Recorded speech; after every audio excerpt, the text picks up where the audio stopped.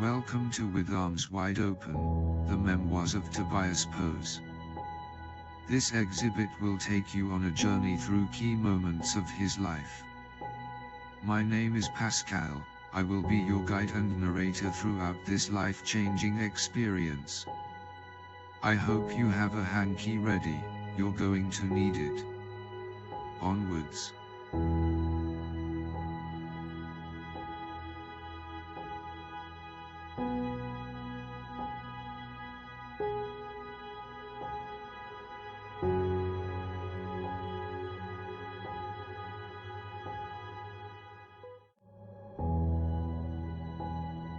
Today I dreamt that I was flying, high above a sea of crimson.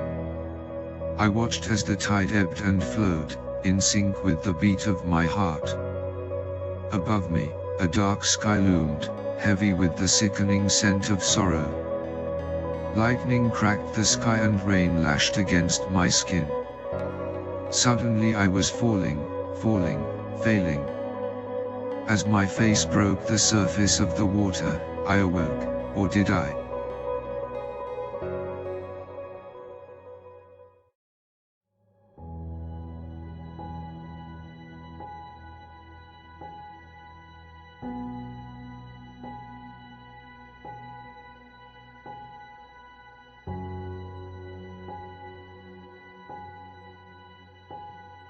Yesterday's beer sitting atop my copy of Tolstoy's War and Peace called to me. Another day older, another day closer to death. I swallowed a handful of painkillers and reached for my jacket, grabbed a half-eaten croissant from the fridge and drizzled it with Marmite before heading towards the grimy stairwell. Just a normal day in the life of Tobias Pose.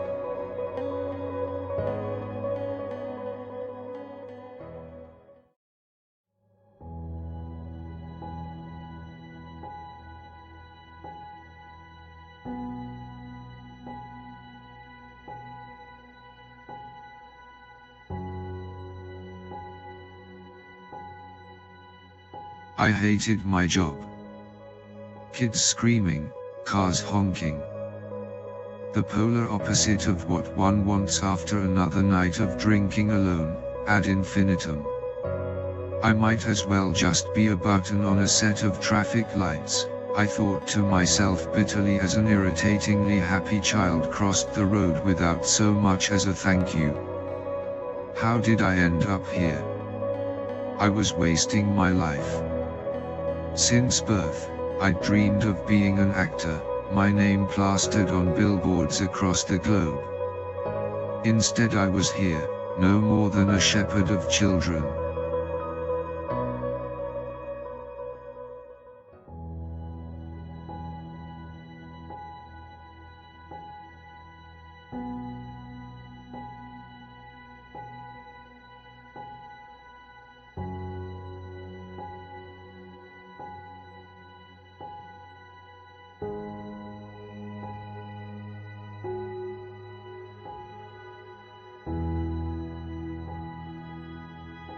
Everything changed the moment we locked eyes through the dense fog of the jazz club.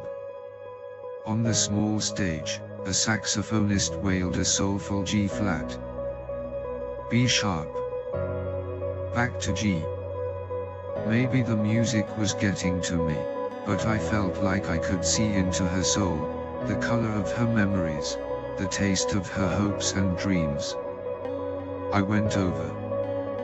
Looks like you could do with another drink, I said as I poured her near full glass into a plant pot. She smiled at me wryly. Looks like it. 2 cranberry and cokes, please, I said with an assertive snap of the fingers. And whatever this beautiful woman is having.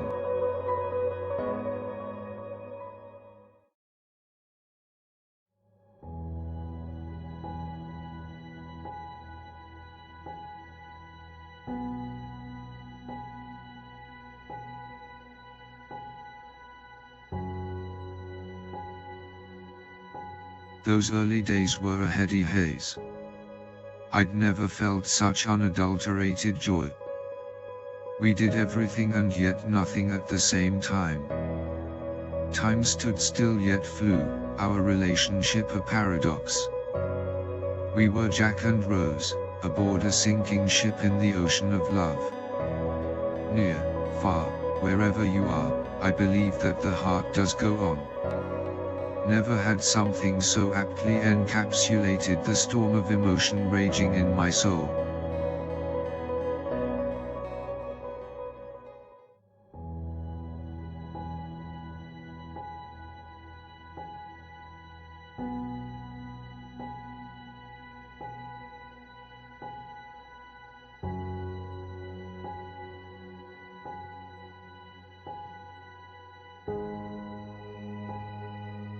One night we lay side by side on a hill at the city outskirts, basking in the exquisite glow of the stars. You know, a wise man once said that every star in the sky represents a life that has ever lived, or ever will. That's a nice thought. Was that Plato? She asked playfully. No, better. It was me, I said with a laugh, lunging at her. We rolled down the hill. We came to a stop, the damp grass of the graveyard tickling the back of my right knee. She looked down at me, a smile forming, moonlight flooding her eyes. She'd never looked so beautiful. Let's have a baby.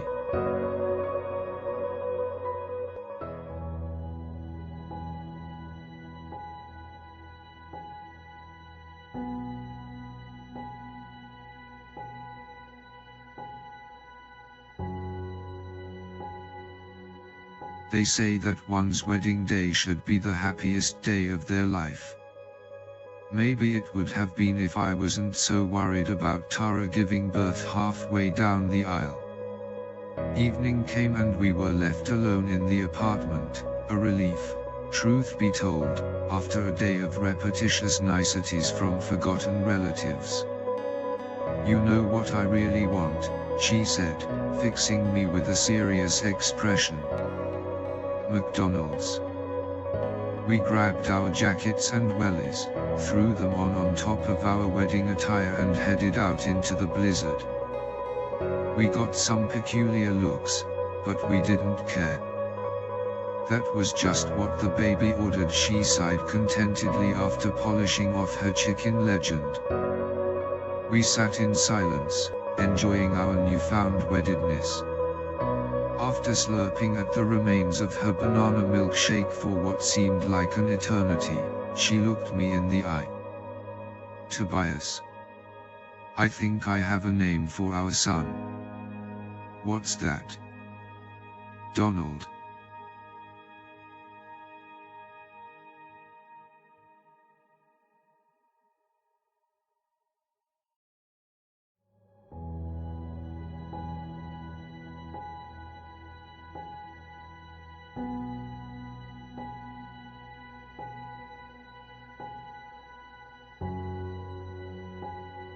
There's not enough room for it here.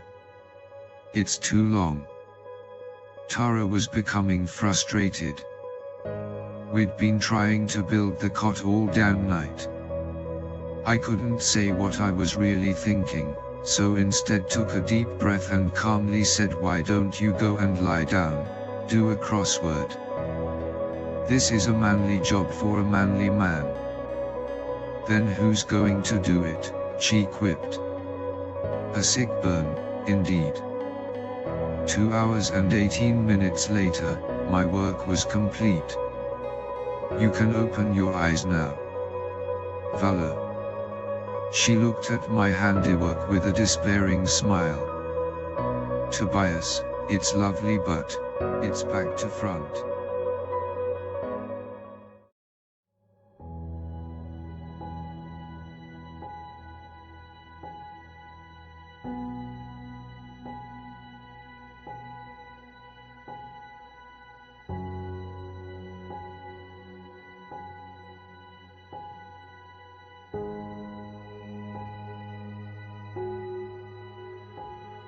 The moment Donald burst forth into this world, I was immediately struck by his resemblance to myself, same eyes, hair and general demeanor.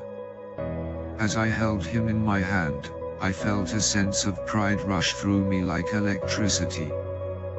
He was perfection incarnate, and I would do anything to protect him until the day I, or he, died. Don't cry, my child. You are here now.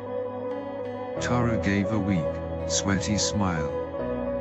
Two hearts had become three, a couple of family, but as one we remained.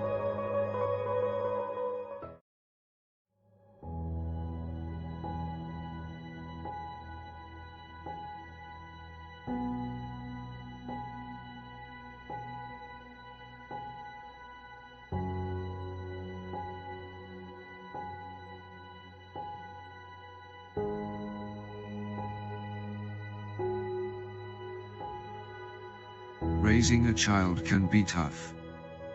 Sometimes, when things became too much, I would go out for some air. Literally.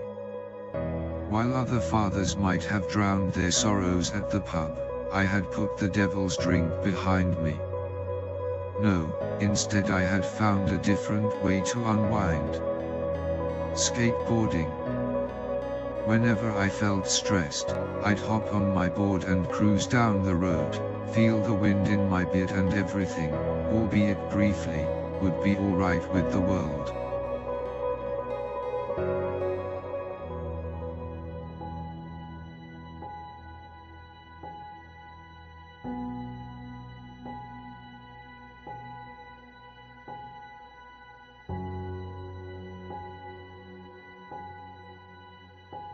Years flew by.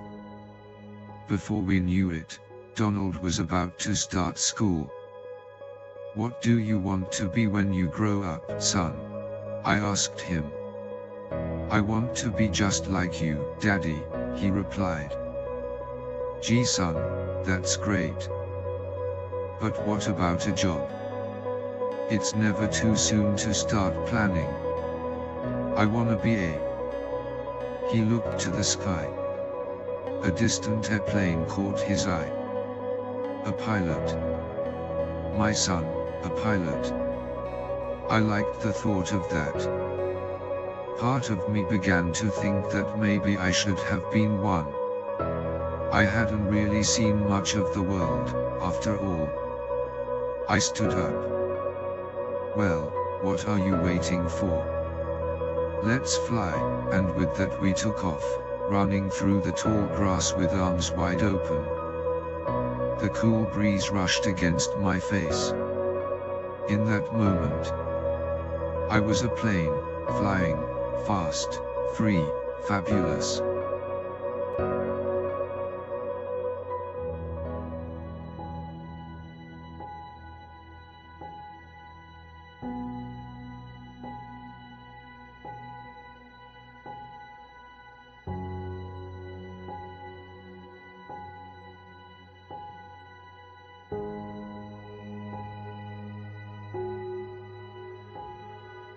Donald was a natural actor.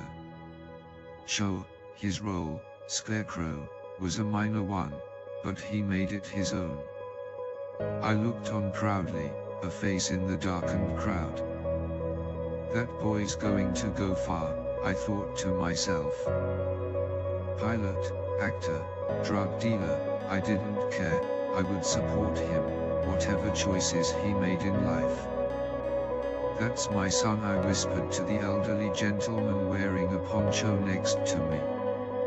"He's the most remarkable scarecrow I ever did see, you mark my words. His ability to stand still is uncanny," he gushed in a thick Cornish accent. Tara and I smiled a satisfied smile at one another. For all the difficult times parenthood brought, it was worth it for moments like these.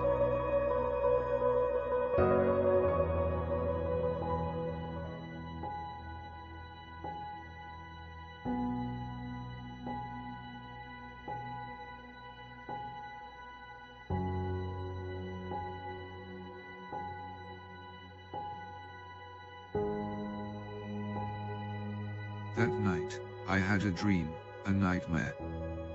I was walking along a tightrope high in the sky, equidistant between two buildings. In one hand, I held a sleeping baby, in the other, a lollipop sign. The moon crumbled and within it a skull emerged. I wondered what it could mean.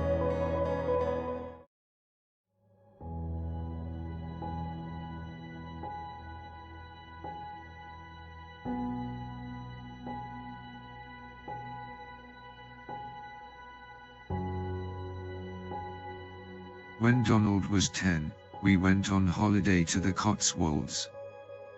We hadn't been anywhere for a while, since he'd been born as a matter of fact.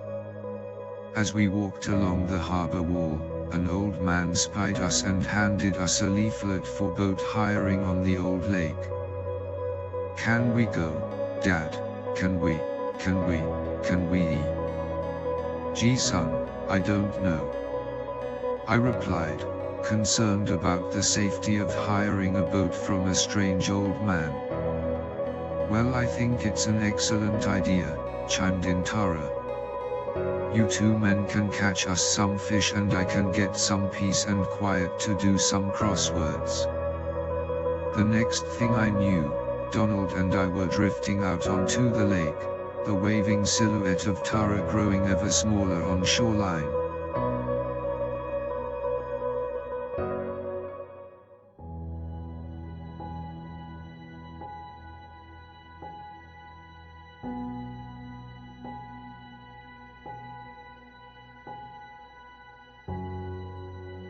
It all happened so fast. Donald got his line stuck on a plastic bag. The next thing I knew he was in the water. I spun around wildly, unable to spy him in the murky water. "Donald! Donald!" I yelled, desperation in my voice. His head reared from the water, spluttering, but only for a moment. He'd never been a strong swimmer. I did the only thing a father in that situation could do, removed my shoes and dived into the water. I couldn't swim well either, but if I could just make my way to him. Everything else was a blur. I grabbed Donald and threw him towards the shore, moments before the water consumed me. As liquid and seaweed filled my lungs, I sunk to the bottom of the fairly deep lake. I could see the dappled sunlight dancing on the surface through the trees above. I saw Tara's moonlit eyes, Donald's outstretched arms flying through the air. I saw myself riding my bike. "Look Mum, no hands." I saw myself lying in the snow, making angels. A million moments fluttered through my mind, a butterfly kaleidoscope of brilliant gold. Then, nothing.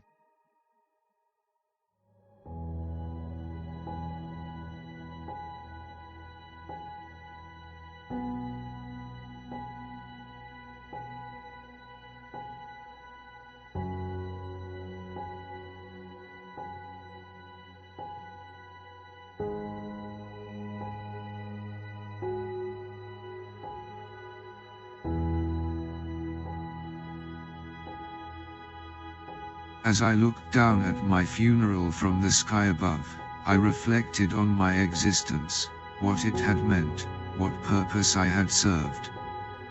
I smiled and thought back to my life before Tara and Donald, the man I was then, sad, alone, existing each day only to reach the next. How fortunate I was to have had them, no matter how briefly. I looked to the distant cityscape and wondered how many people out there felt like I had, whether the joy in this universe outweighed the suffering. I looked to the distant church where we were married. I looked to the hill where Tara and I had conceived Donald, the McDonald's where we'd named him, the skate park I had broken my arm. This life might not have been perfect, but sometimes perfection comes from the imperfections. The meaning of life isn't to ponder the meaning of life, I realized. No, the meaning of life is to live. The good, the bad, the terrible. Every shade, no matter how disconcertingly dark, no matter how blindingly bright. Soak it all in, like a sponge, before the puddle of consciousness dries up. Donald looked up towards the sky. I could see his mind, his soul, and he could see mine. He pointed to the sky. A plane flew overhead, its contrail an ellipsis on the epilogue of my life.